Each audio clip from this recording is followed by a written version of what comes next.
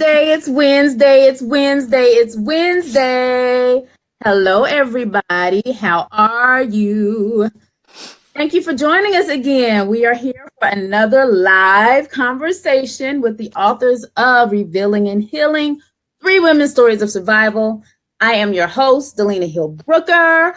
We have Anjanita Williams at the top. Say, hey, Angel. Hello, everybody. Hey. How everybody doing today? It's hump day. We have Rasha Hoosier. Say hello to the people, Rasha. Hello. Happy rainy Wednesday, y'all. It's raining everywhere. Lord. If you are here, please comment so that we can say hello to you and address that you are actually here joining us today. Feel free to share this on your page as you watch it live so that other people, your friends and your people, can watch it live with us as well, and they will be free to comment as well. We have a great topic that we're going to get into today, and we actually have a lot to talk about, so we will get straight to the nitty-gritty. Today's topic is one that we have all 3 personally dealt with. Sometimes one will deal with something and not the other, but this is something that all 3 of us have dealt with, and that is being a teen parent. A lot of situations that can lead you to become a teen parent, but we have, but let's just get into the main meat of the story. We'll get into all that extras later.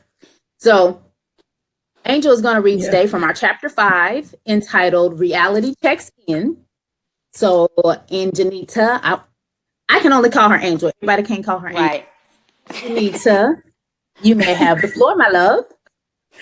Well, thank you. Hello, everybody. So I'm going to read this part about reality checks in, and it is a very pivotal point in my life at that point. So I'm a baby. I was shocked as I walked in my apartment, closed the door, and slid down against it. I sat there with my face in my hands until my little brothers came home. They walked in, said hello, and made a beeline for the kitchen. I eventually went upstairs and changed into an old pair of jeans and a sweatshirt. I looked at myself in the mirror and gazed at my stomach. Not flat, but I don't look pregnant. I don't feel any different. My breasts are bigger, but they don't hurt.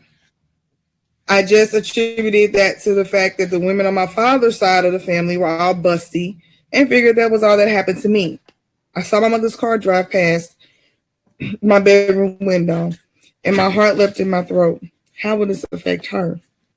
I conjured all the bravery I had in my body, ran down the stairs, and met her at her car. Ma, I called and got the results of the test. They said, I gulped in air and tears ran from my eyes. I'm pregnant. You're what? She answered. Her eyes pierced right through me. She was so angry that she didn't say anything. She walked past me into the kitchen. My heart was heavy because I knew the news had disappointed her. I feel that all over again. That moment was very, very pivotal. I found out I was pregnant when I was 14. As a matter of fact, what's crazy is I was 14. My son's father at the time was 17. And I didn't find out I was pregnant until like November. And I was already 5 months. So, and so like there was absolutely no other decision to be had other than to give birth to this child. I remember the actual day I actually got pregnant. And that was one night I was at my aunt's house, and my son's father came over that night. Over to there. I was spending the night over there. He was looking for my cousin because he's a friend of my cousin. And at this time of my life, I did not realize that I didn't have to do certain things to get people to like me. My mind frame was that if in order to get someone to like me, I had to do whatever they asked me to do, and then they would like me. So that played a lot into my self-esteem. It played a lot into how I viewed the world at that point. So we talked for a little bit. I really didn't know him that well. I knew of him, but I didn't really know him that well. We We had sex right in my aunt's living room, and I was pregnant found I was pregnant 5 months later. It was devastating because, unfortunately, I thought about, this was going to be my family. Like, he was going to be there. He was going to take care of me and our child. And we would just kind of like be happily ever after. Now, keep in mind, he attended not one doctor's appointment. We had very little communication during that time. He did take me to like go buy me like some shoes. He bought me a little coat, bought me a couple outfits, things like that. But he bought nothing in preparation for the baby. On my birthday, he did give me a bracelet, a gold bracelet for my birthday. And what's crazy is that he asked me how old I was. He asked me if I was going to be 16. I'm like, no, I'm going to be 15. I thought you were 15 already. I never told you that. You never asked. There was no reason for me to tell you if you didn't ask. And then 5 days after that day, I gave birth to my son. And my whole entire life was changed forever. I really attribute that happening to me to kind of put things in perspective for me. I was at a point where I had begun to rebel a lot. Now, keep in mind, I'm a really good student. Mm-hmm. School was always something that I did pretty much effortlessly, up until this point, at least. Mm-hmm. And, the thoughts of, well, I'm bored anyway, so I guess I just want to go to school today. Like, those thoughts and mannerisms started coming across my mind to where I was just going to ditch school and just go do whatever it is I wanted to do. Right. Having my son put me back into another perspective, like, wait a minute, you have to go to school. You have to get an education because there's somebody else depending on you. After my son was born, my son's father would try to like come around and things like that in the beginning. Well, right after my mother said she should shoot him. That was actually pretty funny because the look on his face was priceless. Good job, Miss Mary. She was like, I really should shoot you. She really saw him. She said, I really should shoot you, but I can't shoot you and not shoot her. And since I'm not going to shoot my own kid, I guess I'll spare your life. At that point, he knew my mom was crazy. I still think that's hilarious to this day. But getting back to what I was saying, he would come over, but he would try to still like have sex with me and things like that. He got to a point where he actually told me that if I didn't, he could either take care of me and my son, or he could just take care of my son. But if I wanted him to take care of me, then I had to stop talking to all the guys I was talking to. Mm-hmm. And I'm like, okay, I may be dumb. I may be young and dumb, but I ain't that damn dumb. Mm-hmm. That would set me up for failure, especially since he had 3 other kids on the way, all due in the same year. So our relationship really, really soured. And I ended up having to raise my son pretty much on my own. And my son saw me graduate from high school. He saw me graduate from college. He was my world. He was my world. I did the things that I did in my life, I did for him. But let me big up Angel real quick because she's not good at big upping herself. He's seen her graduate from college 2 times, and he's going to see her graduate 1 more time. Go ahead. Mm-hmm. Okay. Why do you guys do that to me? Because Angel does not pump herself up, and it's not bragging, y'all. It's just endorsing for that behavior and realizing you overcame something. You had to overcome something, and no matter what happened, her education was still important. Okay, I'm done. Go ahead. We're not supposed to interrupt y'all, so I'm done. Yes. Hey, Jackie. But he was my living. He was everything I did pretty much for him. I mean, I worked, I went to school, I busted my behind just to make sure that he had what he needed. And I couldn't have done it without my mom's support, even though I kind of thought she was a little hard on me at times because although I was a parent, I was still a kid. And I still want to do kid things like go to basketball games, go to school dances, participate in school sports, but I couldn't do any of that. She wouldn't keep him for that, but she would keep me if I was going to work, though. If you're going to go to work, okay, I'll keep you. But you trying to go have some fun? Absolutely not.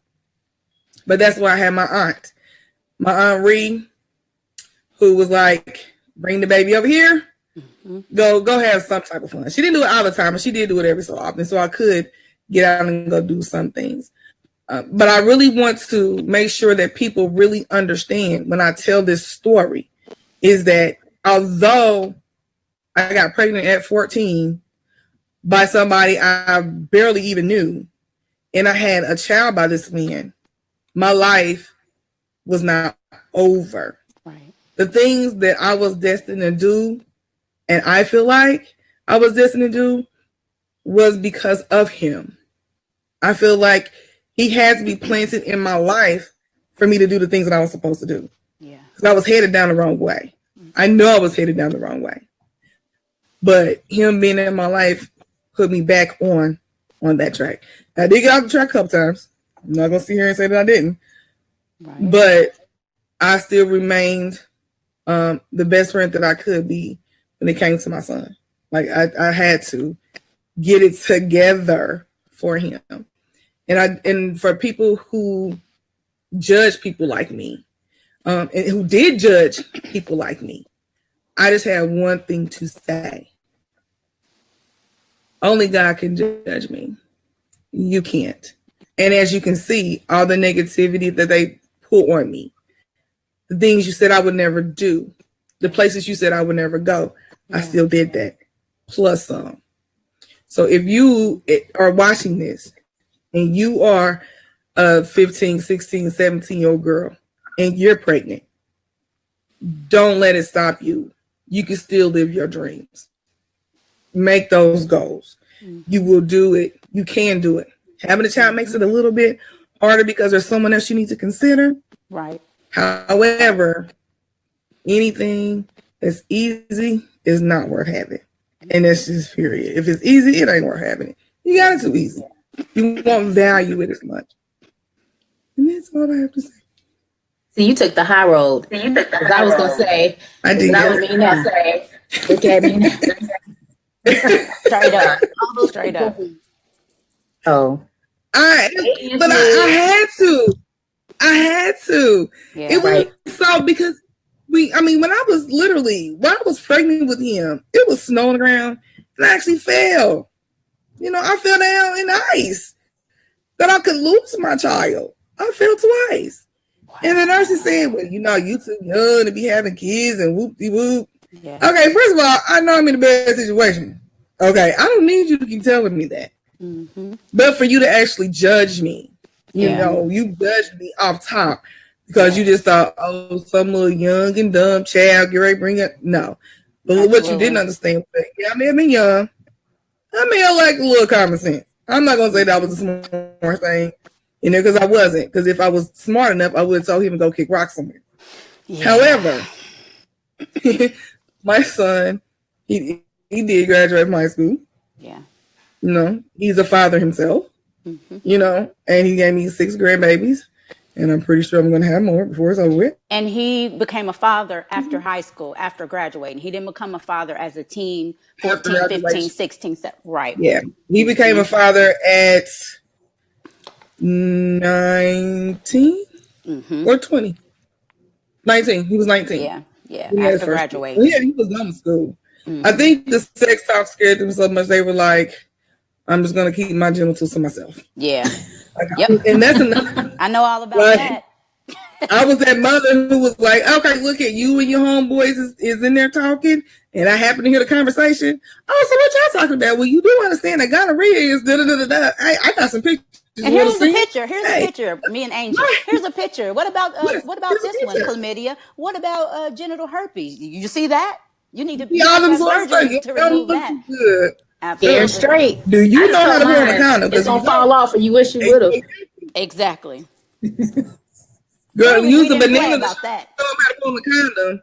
And to this day, he don't like bananas. That'll learn you, darn you. Yeah. Hello. Mm-hmm. But I mean that. But as a parent, sometimes I mean, and I know that having those kind of talks with your kids is hard. Yeah. You could, because of your babies. You don't want to think that your baby's going to be doing stuff like that. You know, you think, oh, my baby's always going to be innocent. But remember, you were innocent at one point too. They came from you. That's what I always say. I know my kids. They came from me. So I know. Let me go holler at you right now because you came from me. Yeah. So I know. If I don't know anything else, I'm like, cuz I already did that. I can see it in your head. I can see it ticking. Look, I used to tell my kids, I'm on defense like a basketball game. What's up? What you gonna do? I see it in your eyes. You sure? I'll be like, Lord, please don't let me reap what I sowed. Please don't let me reap what I sowed, Lord. I'm so sorry. I call my mother and apologize at least once a week. I read all of it. Mama, oh, sorry. I confess to my mom. I'm like, Mama, when I was 10, I did this, and then I was 11. Yes. She's like, what? Yes. Delina, you still confessing? Girl, I'm still don't confess no more, Delina. Now I ain't saying nothing nowadays, no man. I got some. I just told my mom about something last weekend about me almost getting suspended. Okay, that's off topic. Okay. Either way, and she was like, "What?" And she watching. I know. Hey, Mom, I already told you she can't be bad now. Girl, get a grown whooping in front of the kids. Mama, I got whoopings all the time. It didn't work. Whoopings didn't work for me. Me too. Whoopings didn't work for me. No. Nope. So anyway, what was crazy? But I was fine. It did work for me. I kind of think it made me try to be a little bit more slick so I wouldn't get caught. Yeah. I don't care about getting caught. Me and Delina were pretty bad kids. I was a rebel.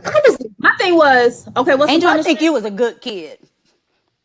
Yeah. My thing was, what's the punishment? I'm going to be outside in a couple days. Let me weigh it out. Absolutely. Okay, I'll do it. Right. If it wasn't worth it, then I just wouldn't do it. Like, right. This party's gonna be fun. It's gonna be worth it. When I get home, I'll just get a whooping or suspended. Party was fun. I don't know how I'm still here. Like in real life, I do not know how I'm still here with all my Because you're a survivor. You're a survivor of them whoopings. Still, survive them beats. A survivor of stupid. Like that too. When I look back over my life and I think things over, I'm trying to figure out, why did you spare me, God? Why? What you got? Y'all, I didn't know we were going to have this much fun on this topic, but I'm sure glad. No, but I think it's important that we do because we are looking at a mistake that we made. Right. And how, or people say it's a mistake. Right. Mistake. Yeah. That we made. Mm-hmm. And we're still all right. Unplanned. You know, too often. Right. Right. It too often it's billed as, oh, you make that mistake, you ruin your complete and entire life. Right. So you mean to tell me like this mistake I made at 15 right here, this particular one right here, right, is gonna cost me my entire life? Mm-hmm. Absolutely not. Well, this is the thing though. I'm gonna skip bullet points just to address what you just said. Go ahead. And I'll let you moderator. Go ahead with some statistic, Rasha. Because technically, even though we were wrong, right, we were still right considering what we had already gone through and witnessed. Right. Mm-hmm. So we were still in line for what we were supposed to be doing because we were damaged or hurt children, whether it was trying to fit in, right, whether it was recovering from child abuse, yes, being molested, yes, witnessing domestic violence, searching for love. Mm-hmm. So there were reasons to it. It didn't just happen. Reasons that led up to that. Right. So with that, that's why we ended up becoming teen parents, because we were lacking some of the things in our lives and we were looking to fill that void. Yes. Yes, we were wrong. Right. But we were right in a certain sense because this was the next stage of our lives. Now, I'm not saying that everyone who deals with the things that we dealt with goes that route. Right. I do remember when I was in counseling, they told me that I would either be very promiscuous, yes, or not have sex at all. Yes. You were in the And I middle. was You like, didn't do okay, neither well, one I'm of gonna I've those. seen do that. Mm-hmm. I think I'm gonna go ahead and try this on out, see how this works. Right. For And it real. wasn't even about the sex. It was like, Right. that's what the boys wanted. Exactly. Okay. And you Yep. paying me attention. You're telling me I'm pretty. Mm-hmm.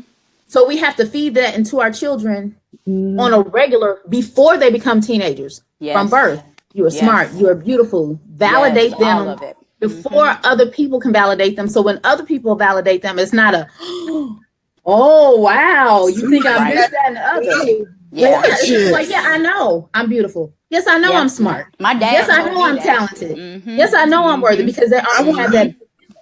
wanted to get Yeah. to so ingrained. I mean, I didn't want it to be a thing with my daughter where it's like so ingrained that she's like conceited with it, like Yeah. whatever. But it's not like she can tell the difference between a sincere compliment Mhm. and a Right. surface compliment. Like We she need can to Yeah. have well-rounded people. That's what we need to raise. Well-rounded people where they're not extreme on either end. Right. I Right. agree. And I think it's not only meant for girls, but I think we need to tell our guys there too. I think Absolutely. our boys need to know that they're Yeah. handsome. Our boys need to know that they're smart. Our boys Yeah. need to know that the stuff that the world puts on them is not necessarily going to be their life. You know what I mean? Like they need to know that it's going to be, that they're worth something too. I think a lot of the especially in these particular topics, I think a lot of the times our young men are left out of those topics, and they Yeah. definitely need to be included because this is It affects both what the word am I men trying and to the look for? women. Both. This It is going to affects affect both. Both. It's a family. You right. guys, Angel has never talked this much, okay? So I was trying to jump in for real. She is talking today, which is great.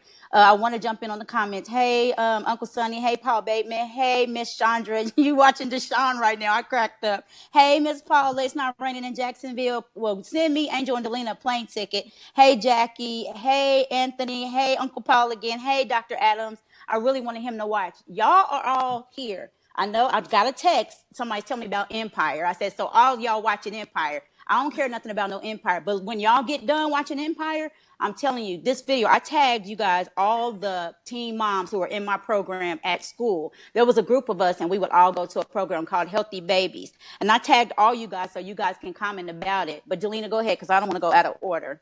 No, you want to go ahead and give your statistics because I kind of jumped the gun and then I'll go back. So you guys, I will say this: teenage pregnancy is on a what do I want to say, Angel? It's gone down. So it's on a down, yes. Right? It's decline. That's the way it's decline. It used to be 1 in 4, or it used to be 1 in 5 African Americans, 1 in 5 Hispanics. And they would say something like 2 in 10 Caucasians or something like that. But now it has gone down tremendously, and I would hope that's due to people using all these methods now of different contraceptives that are available. Even though some were available then, they're available now. But some of it, y'all, is because I'm just gonna be no sugarcoat, y'all. Some of the kids that went to my kids' school wouldn't have vaginal sex, because they thought they would get pregnant. They would have the other kind of sex so that they wouldn't get pregnant. And that's still, again, STDs out there. All of these things can still affect you. You can still get your heart broken over sex because don't nobody want to deal with you after they have sex and push you on because thank you, I got what I wanted. So even though they have gone down tremendously, like serious in all demographics, it could be for good reasons. It could be, and then, my son works for CBS, and he says that people come in very often and get the Plan B pill, very often, young people. I don't know. Can you get that at a real young age? Like, Angel? I have no idea. I was always Clearly we don't know nothing about this. I don't think so. We got a gang of kids, okay? We don't know nothing about this. We got a gang of kids. We don't know. But Trey says that at least high school kids come in a lot. Wow. Yeah. I think I think a lot of it also has to do with more education too. Yeah. Not just the availability of the contraceptives and things like that. It's more of the education and people being a little bit more open about talking about it. Unfortunately, with this new administration that's coming in, a lot of the programs and things that were placed in schools to help with this thing are being taken away. Absolutely. And the Aspen Only program is going to start being retaught again. And to me, it just seems like they don't understand that when you say you shouldn't do it, don't do it, don't do it, don't do it. That's not realistic. Do it. That is unrealistic That's expectation. And taking away Planned Parenthood, a lot of these programs. I have someone in my family, y'all, that died trying to have an abortion. This was years ago when these things weren't available. But just think of what people do. We know kids putting children in the trash can. Mm-hmm. They had a baby in the toilet. They did this. They did that. So, and it's a political fight back and forth. But I don't get the fight because if this doesn't happen, we have people trying to give themselves abortions.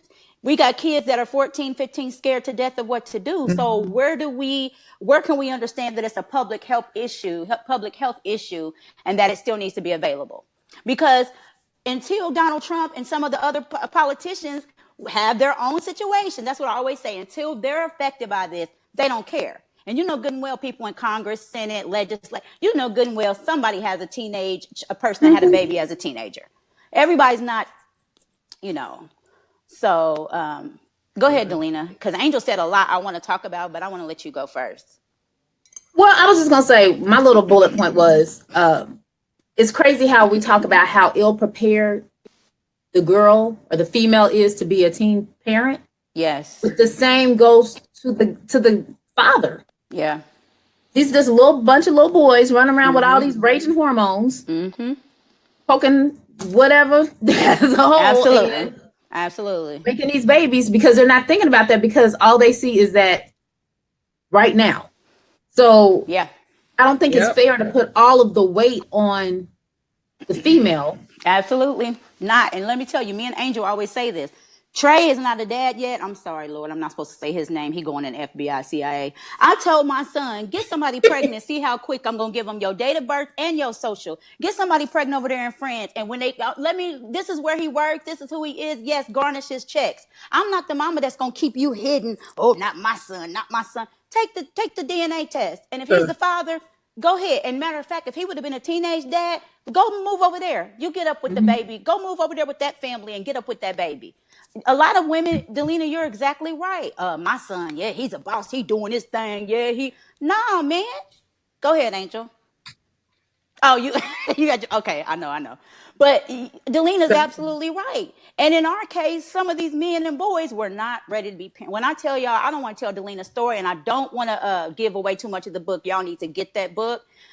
Delina was like a single parent, even though she wasn't a single parent. She was working 2 and 3 jobs. Honey, I used to come up to her job. I'm not going to say the name because all the Indianapolis people going to say, back in the day. But we always get cheap clothes. We used to get the cheap clothes, and the clothes was so cheap, y'all. And it's not Value City.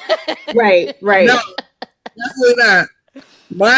Some of these boys are ill-equipped. Cash Bargain Center. Listen, we used to go to the one on Sherman. The Bargain Hunter's Paradise. They used to have TLC blasting. WTLC would be blasting. I used to be able to do the remotes. They would let me do the remotes with them. Delina be over there singing. I was on the radio. I was like, so you should come down and see me. We're at 71st Michigan Road. Something.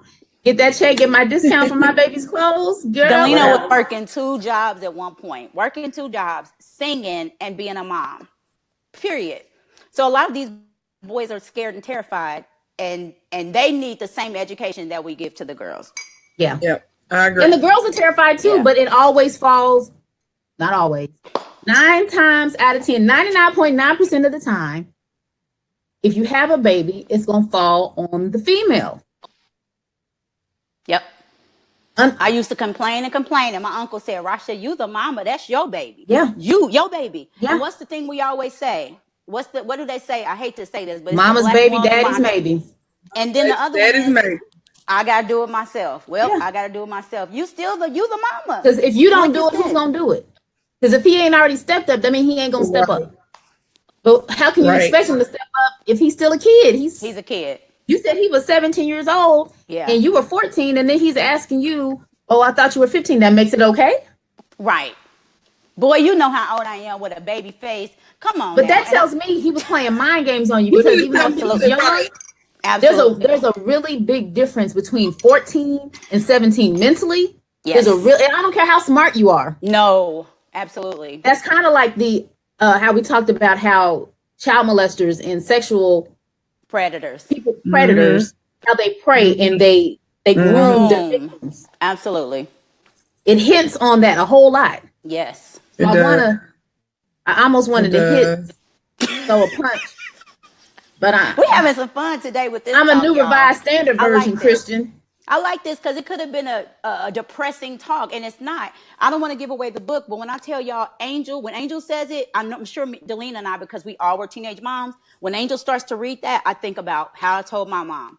How did that go down? Then how my mom was disappointed. Rasha, my mom had money for me for school. Well, I'm going to give you this money to take care of your daughter, and I'm going buying Jordans for my daughter because I wasn't smart. I'm gonna buy Jordans now. Like Angel said, I think it did save our lives because we had to. Well, I'm a mama. I got to get into it. I got to go. I got to do this. I got to do that. We didn't have I'm just going to give up. And for you women girls and women who do feel like that, just look at that child as motivation for you. There's all kind of, when I was younger, y'all, daycare was at the school. Okay. And I think they still do that. They have ways you can work, you can go to school, like Angel said, if you have a family member that'll watch your child for you to do those things, do that. Don't let no one stop you. And the stigma, I didn't put this in the book, but y'all know the story. I was in the store with my kids. I had 2 kids, y'all, by the time I was 19. And so I'm in the store with a cart full of food all the way up to the top. One of my mom's friends came out and she's like, girl, you're going to be on, again, food stamps. Everybody, I don't understand why everybody stuck me with food stamps. First of all, I paid into the system as well. But you're going to be on food stamps and you keep playing with dolls. You keep playing with dolls. And she just walked away from me. And I was just like, nothing encouraging to say. That's why, again, I'm sure y'all do it. When I see a teenage mom that I know of, I'm telling y'all, I try to encourage her. Cece watches our videos, and we all know little Cece. Cece just graduated, and her baby is probably like, 4 or 5? That's Angel's, she's an Angel's family, Angel's niece. Mumu's 4. Mumu's 4. So Mumu's 4. Yes. She was a teen mom. I remember telling her, you can do it. You know what? And like Delina said, you better think of this as a single. If he helps, good, but think of this as your child, and you have to do it. She just graduated. Y'all, you can do it. You can do it with that baby in mind. Absolutely, Cece.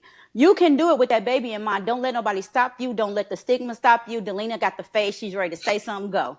No, I'm letting you finish. I was going to say this Delina so well. I can see her lips part. I can say.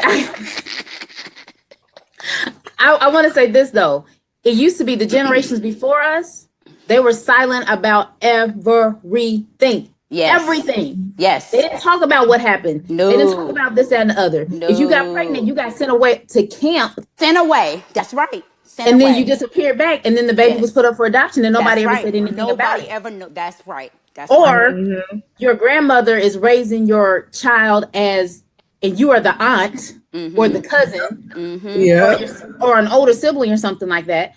Yep. But this is the thing, though. This is nothing new. So if you are a pregnant teen, or whether you are the father or the mother, this ain't nothing new. Nope. So take the shame. It is what it is. You done already done it. Yeah. It is what it is. It's already done. And it's going to be okay. You're not the first. You're not going to be the last. Absolutely. Absolutely. People get pregnant. And I always say they weren't planning on it. So somebody's getting pregnant right now while we talking, y'all. And that's because they ain't watching this and know that it's all going to be on them. If you were sitting here watching the live, you would know that it's all going to fall in your lap. And you're going to have to rock that baby in the middle of the night and then get up and go to school. You're crazy. Where was this live when we was getting pregnant? Where was this? And that's what I always say, y'all. Where were the people that was supposed to help us? That's why we wrote the book, y'all. That is why we wrote the book, y'all. You have to remember, our parents' generation didn't talk about it. Yeah. They didn't talk about it. I mean, they were scared. They want to talk to us about those things. Absolutely. Like I really honestly cannot remember my mother sitting me down and actually talking to me about all of that stuff. So when it came to happen, it was just like, oh, right. Is that what I'm supposed to do? And you being so young, I wonder if she thought Angel ain't doing nothing. And Angel, Angel ain't doing nothing. I mean, think of the things they think about us. No. That's why I'm still confessing now. First finger. Angel put this finger on. Because here's the kicker to me getting pregnant. I was on birth control. So she had you on that. He got me Okay. on birth control. I was taking birth control pills. Now, might help me out a little bit. Now, no, because if you don't think about it, right, you forget that you take it. Don't take the just pill. Like whenever. You're 14. Right. Yeah. You're like, dang, oh shoot, I was supposed to take that pill yesterday and I didn't take it. No. So I take and 2 it's not today. pressing to a child And then like 3 days later, I'm that's 14. like, dang, I missed my pill. And we always think it's not going to happen to us. It's not going to happen Yes. this time. Absolutely. That was the whole thing. And they told us that in sex ed. You're going to Yes. say this. And everything they said, and I was like, dang. That ain't me. Now I was like, statistic. I was like, that show ain't gonna be me. I said I don't even I like didn't kids. think so I bad. said I don't even like kids, and I never babysat a kid in my life, y'all. Maybe Frank, and I almost killed my brother when I babysat him. Okay, so and let me tell you what my mother said. These two, you know, I ain't gonna say what she said, but like these two fools don't know what they do. I'm gonna have to help this child. You sure are, because I ain't never held a baby head bobbling all over the place. I didn't like kids at all. See, and I liked kids. Delina And I helped raise her siblings. right. I raised my brother and sister just about. And my sister had kids. So I was used to children. But the thing was, I didn't want kids because of my past. So I didn't want kids because I didn't want to be responsible for keeping nobody safe. Right. Yeah. And oops, I'm pregnant. Yeah. Yeah. No, I got it. So, I have been Dr. raising Adams kids since I know. was 8. Go ahead. She's looking at a comment. Go ahead, Delina. I was raising kids since I was about 7 or 8 years old because I used to watch my brothers all the time. So me making a bottle, me changing diapers, me, you know, doing bathing the kids, and then I would always get my cousins my cousins' kids and keep them for the week. So me having kids around me was a normal occurrence, and I love kids. Yeah. But being around kids and raising one are two different things. Right. Go ahead with Dr. Adams' comment, Delina. Yeah, but 24/7 to keep in mind when I was little, I wanted 4. Oh Lord. Oh, I ain't want none. I was just like, I love you when you hear it, and then bye. I stopped it too. Yeah. Go ahead, Delina. She was greedy. So Adams asked, the real question is, how do we train our boys as boys to be men, especially in situations where the dad is not present or active? That is a very good question. Good question. Good question. And who wants to start? Because I sure got an answer. Who want to start? Go ahead, because you know I see you about to steam at the Blow ears. up. Go ahead. Let me let Angel talk first because she is talking a lot today. Go ahead, Angel. I'm learning how to be quiet. Woo! Believe that if you want. The first thing we need to do is get rid of toxic masculinity that says that a man is supposed to dominate, be domineering over women, and could do whatever he wants to a woman. That's number one. Once we get that out of the way, everything else can fall in line. I'm a firm believer, like, yes, a man is supposed to be a man, but a man being a man does not hinge on the fact of how poorly he treats women. Like, if a man treats a woman poorly, he's not really a man. Yeah. He doesn't really understand the dynamics of what a man is supposed to do, you know, or how a man behave. And I think that once we get rid of that part of it, then at that point we can start to break that barrier down. And I also think there's also on the other side of that, there's toxic femininity that belittles and demeans men. And that could be the mom. That could be the mother doing that too. Right, and mothers coddling their sons to the point where they expect everything after them. Yes. To take care of them like that. That's toxic femininity to me. Yeah. Like, we need to get rid of those two elements of our society, and at that point, we'll be able to get our men back to where they need to be, now, and taking over as the head of our home. Absolutely. And in our communities. Now, Dr. Adams, you know what I'm going to say? Go ahead. I'm sorry, Angel, because I just be trying. Go ahead, Angel. No, I'm done. Go ahead. So, because my memory's bad. Delina tells me to write down stuff so I can say it later. I'm old. I can't even remember nothing. But listen, I am old. Dr. Adams, you know what I'm going to say? The village mentality, the village. I've been screaming it forever. Delina is going to tell y'all exactly. Delina and I both have men who are not our child's biological father.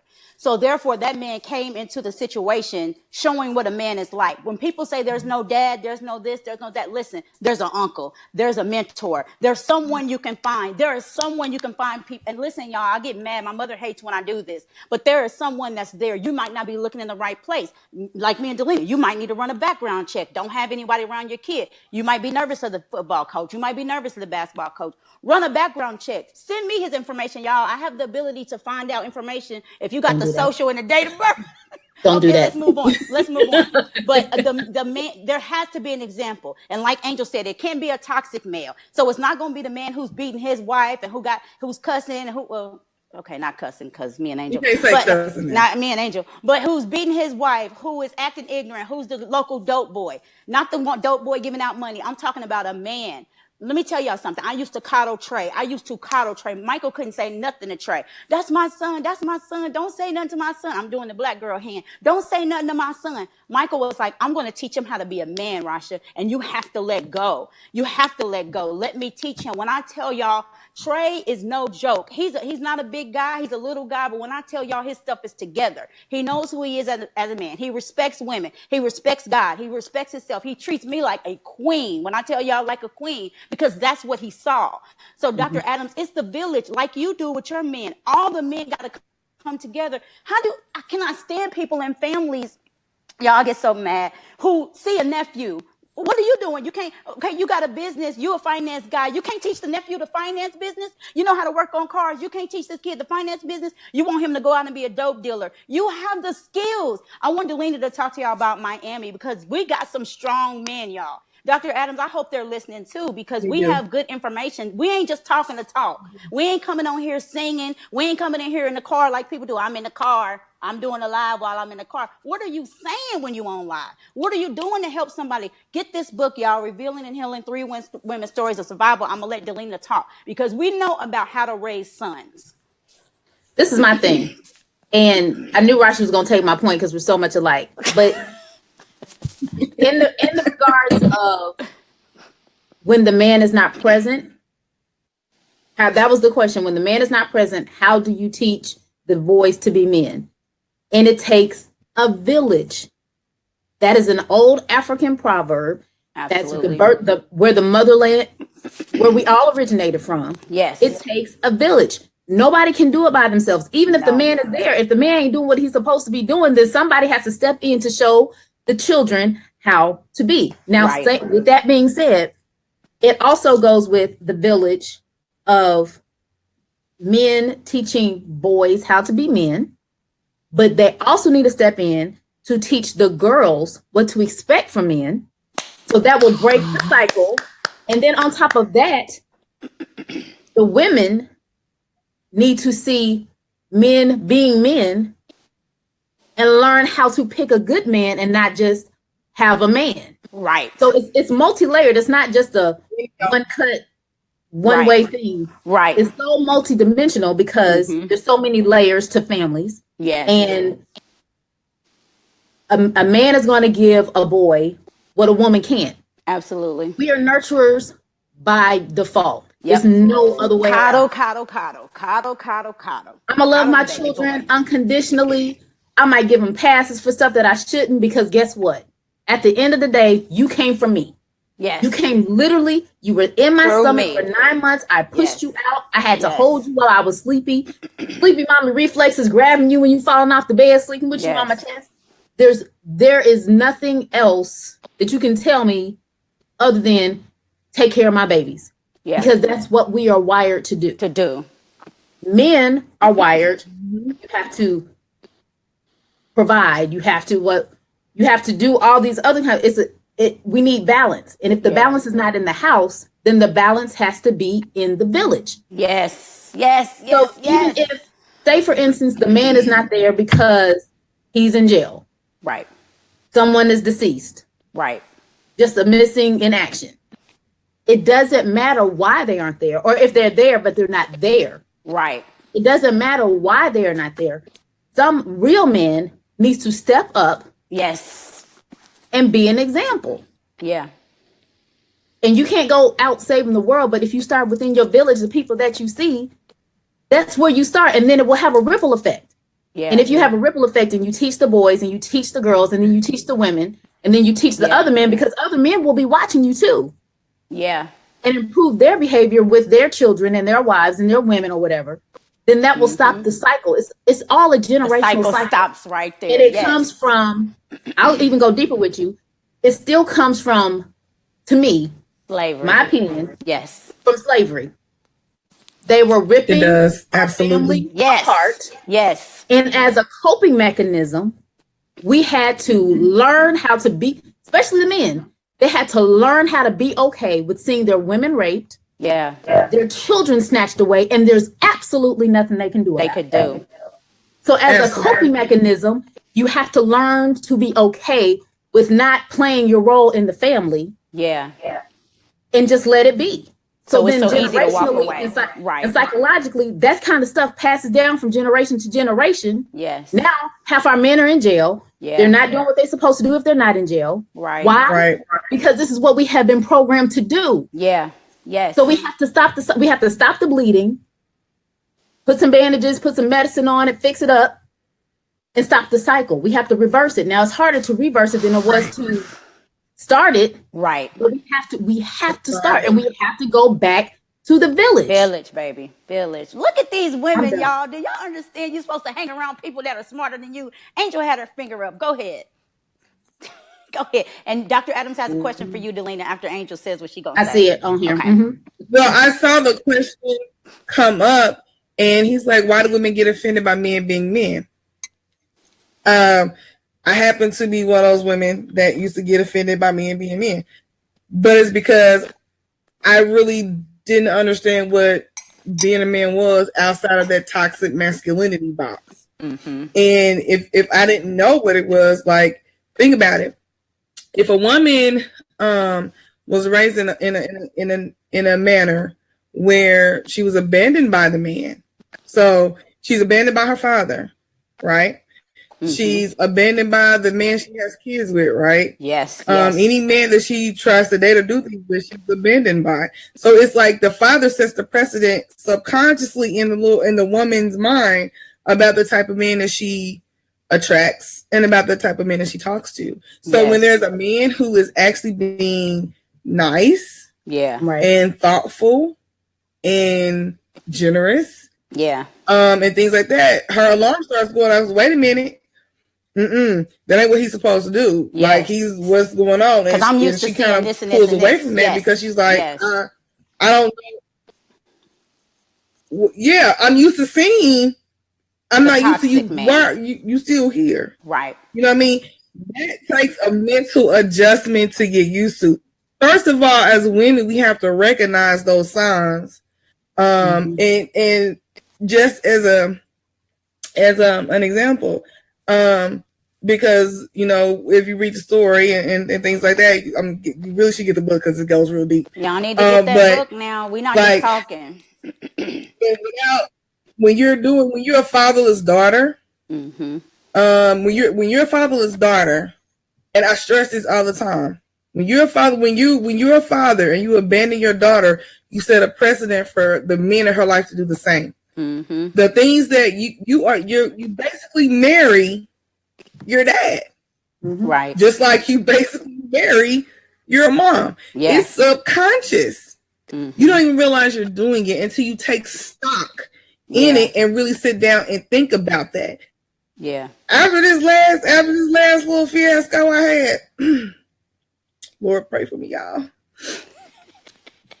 I had to sit back and do some thinking. When she drops her voice like that, now this is serious. When she drops her voice like that, it's serious. After this last issue I had, and when I had to do some thinking, honey, I had to sit back and be like, okay, look here. You need to take stock of everything that's going on. So let's get some writing. We need to look at some stuff.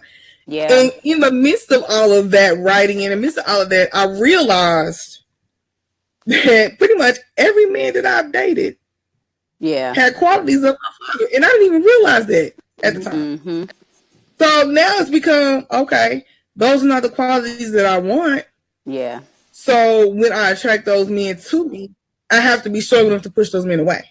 Right. And leave that open for a gentleman to come into my life. I can see that now. Back then I couldn't see it. Yeah. And I also think even with all of that, I realized that even with my son, our relationship isn't where I would like it to be at this point. But I also realized the issues that I've had with men. My son is a man now. Yeah. He just turned 27 years old. He's a man. Mm-hmm. And all of that is still it was kind of going on. I had to stop and think and realize, wait a minute. He's no longer a boy. Yeah. He is a man now. Yep. So the way that you're approaching him and the way that you're treating him or the way that you're saying things, you're saying him like he's still a boy. Even though he's your son, he's going to always be a boy. Right. He's still, but he's a man now. So I had to pull back, let you go do what you needed to do. And at some point, I hope that, we'll be able to have that relationship again. But if not, regardless, there's still my child. I still love my child. He was a catalyst to a lot of parts into my life. Right. And I tell anybody who listens that,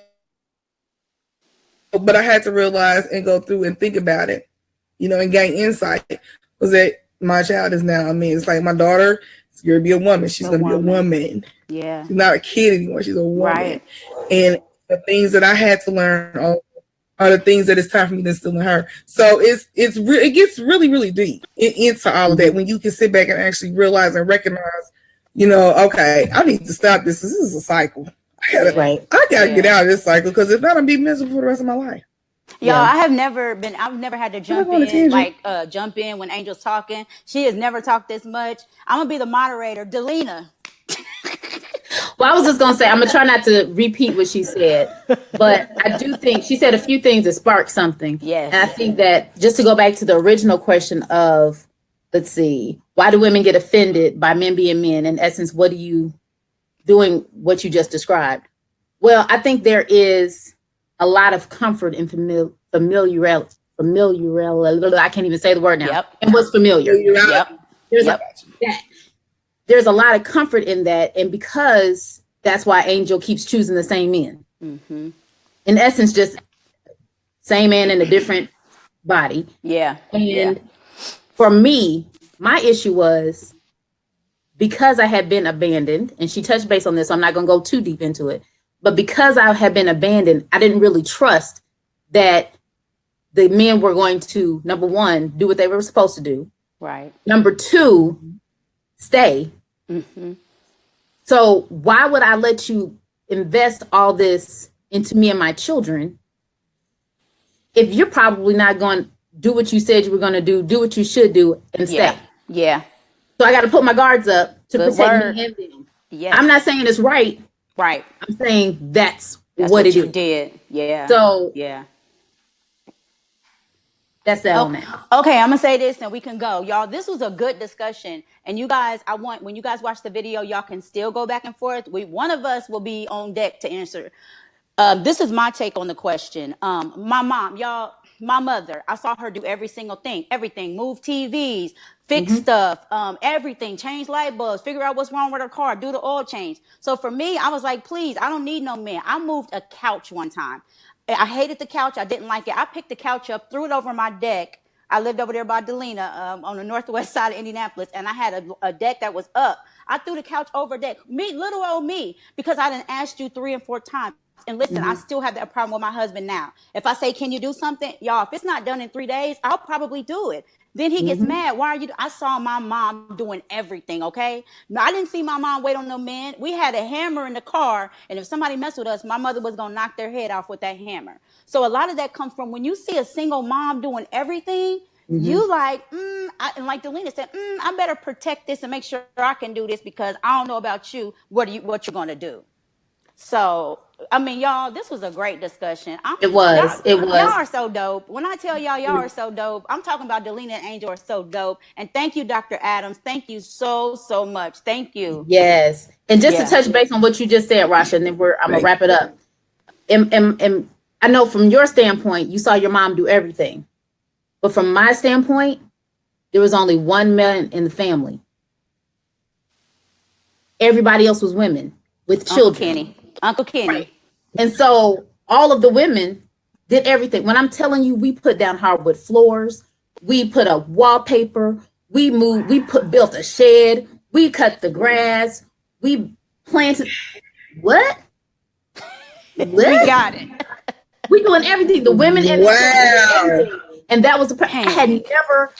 And when my dad was there, he did all of the manly things. I'm not saying women can't do these things. That's not what I'm saying. I'm just saying this for comparison's sake. Right. Then if you don't show up and do what you're supposed to do, guess what?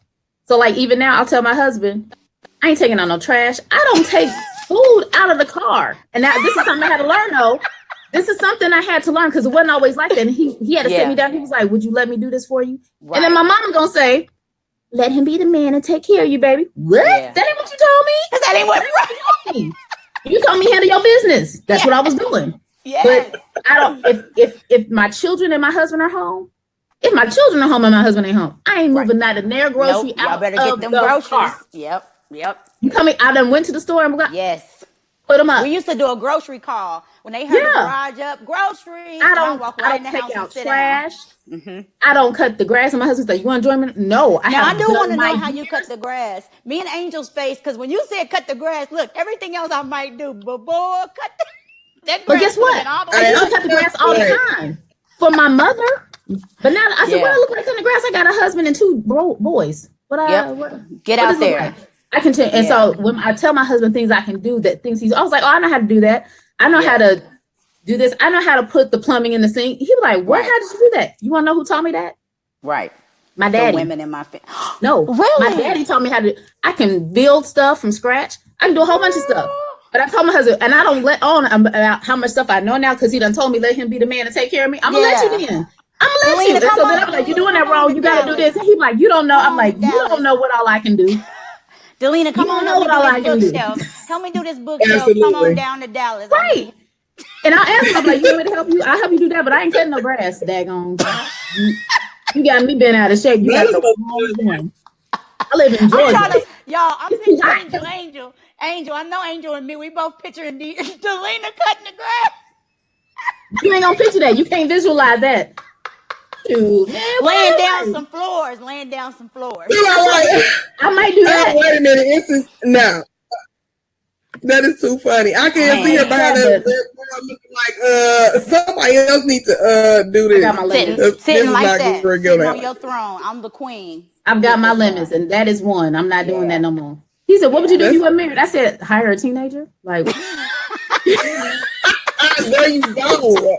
Hello, and these teenagers be about their money. Do you hear me? Yes. There's a teenager on every street. Street. Absolutely. They own more in their own gas can. Yes, ready. Oh, and I don't pump gas unless I have to. Like, it's got to be less than a quarter tank. I know, Shonda, right? I got you with your floors, girl. I got you with your floors. I'm coming. But this is the thing, though. Like, I will purposely volunteer to drive my car. Yeah. If I know I need gas, let me stop at the gas station right quick. Thank you. Gas. Now I'm spoiled. I'm a brat. Always, where is Trey? I forget. But guess what? He cooks. He cleans. Yeah. He does all that. Yep. And who thinks about that? I do the same thing too. It's give and take. Yeah. It's no man role or no woman role, but I ain't cutting no grass. No. It ain't got nothing to do with being a woman. I just ain't right. I ain't doing it. That ain't my ministry. You cutting grass is crossing the red line. It's crossing the red line. That's crossing the line. That ain't my ministry. Absolutely. I'm dead. Boy. So anyway, I think this is a really, really great conversation. It was. Thank you for everyone who joined in and commented and gave your feedback. That was awesome. That's what we want. We want to be interactive. I hope that you guys enjoyed it as much as we did. Mm-hmm. And this is, even though we were dealing with a hard subject, we were able to not be sad about it because guess what? Giving birth is a good thing, no matter how old you are. Yeah. Because that's bringing life. That's God. Nobody can actually do that but God. So don't look at it any other kind of way. Mm-hmm. So if you've missed any of the other lives before, you can go to the Lioness Visions Facebook page, LIONESSVIZIONS, and you can look at all of them. They are in order. You have to go backwards though, because I add them to that page every week. You can also go to the YouTube. You can also go to lionessvisions.net, where you can also purchase a book if you haven't already. Absolutely. You can buy one for a friend or tell a friend about it as well. And we have our lives that are on there. We have the visual series that is on there, and some other things on there for your enjoyment. And each week we have been highlighting people who helped us do the visual series. And so this week we are highlighting my girl, Keisha Turner of Creations by Key. She came in and did the makeup for our actors and actresses. And when I just told her, I knew she said she did makeup and everything. I had just met her. And when I told her what I needed, she was like, oh yeah, I'll do it. That girl popped up, was following us everywhere, every location where we were going. She had her makeup kit, the big old professional makeup kit. She had the chair where she was sitting people in and everything. And one of the teenagers had never had their makeup done professionally before. And she was like, oh my God, I feel like a real movie star. I was like, girl, because you are. I didn't know you were going to get like this, girl. Yes. And she did my face too. So she did a really great job. She made everyone feel beautiful and just in the moment of living that experience of being the actor or the actress that they ever wanted to be. So I want to thank you, Keisha, for all your hard work and your help. I can't thank you enough. So I'm going to post her video as soon as we close this live. Keisha, come on down to Dallas, girl. I don't know what I'm doing, honey. YouTube don't help me, honey. I don't know what I'm doing. I just throw this on and throw this on. She didn't think twice about it. She was like, yeah, sure, I'll show up. And she was at my house early one morning at 6 a.m. working on people. I was like, girl, you want some breakfast? Professional. I'm still tired, but she was very professional. So if you're looking for a makeup artist in the Atlanta area, Creations by Key. And I will, like I said, I'll post up her stuff in just a second. But thank you all again. We really appreciate it. We will see you all again next week, same time. Tell a friend, share the link, and peace, love, and light, guys. Bye. Blessings on blessings. Bye.